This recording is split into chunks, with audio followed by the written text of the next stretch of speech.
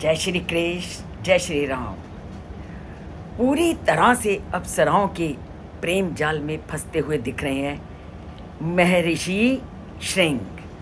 और उसका पता हमें कैसे चलता है कि पूरी तरह से आकर्षण का जादू महर्षि श्रृंग पर छा चुका है। क्यों? उसका वर्णन आज के श्लोक में वाल्मीकि करते हुए कहते हैं, गतासु तासु सर्वासु काश्यपस्य आत्मजो द्विजः आस्वस्था हृदयश्च आसीत दुखात् च परिवर्तते।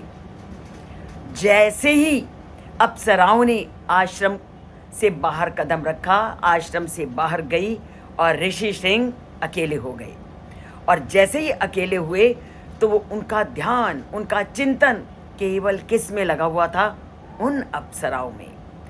तो क्या कहा? गतासु सर्वासु, तो अप्सरासु, सारी अप्सराओं के जब चले जाने पर, गणिकाओं के चले जाने पर, काश्यपस्य आत्मजो, काश्यप ऋषि के पौत्र अर्थात विभांडक ऋषि के पिता का नाम था काश्यप और उनके पौत्र थे ऋषि श्रृंग।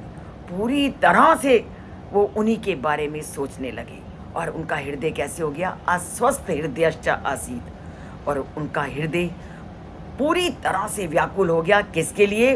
उन अप्सराओं को पाने के लिए, उन अप्सराओं से मिलने के लिए, उन अप्सराओं से अपना मेल बढ़ाने के लिए। और इसके लिए क्या है? दुखाच्च परिवर्तते, और पूरी तरह से दुख के बादलों ने उनके मन को घेर लिया। तो आकर्षण में कितनी शक्ति है, वाल्मीकि ने आज पूरी तरह से इस तथ्य को वर्णन कर दिया कि ऋषि मुनियों की तप को भी भंग करने की शक्ति है अप्सराओं में, गणिकाओं में और सौंदर्य के इस बंधन में। पर करना क्या है कि जब भी ये आकर्षण वाले तत्व हमारे इर्द गिर्द आए, अगर हम अपने तप के कार्य में लगे हुए हैं तो इन आकर्षणों से दूर हटना है। और दूर हटेंगे जब हमारा मन हमारे वश में होगा, हमारा मन के ऊपर पूरी तरह से नियंत्रण होगा। तो ये श्लोक में क्या बताता है कि ऋषि श्रृंग का जो मन था अब उनके आपे से बाहर हो रहा है और वो बार बार उन्हीं गणिकाओं के बारे में, उन्हीं अप्सराओं के बारे में सोच रहे हैं।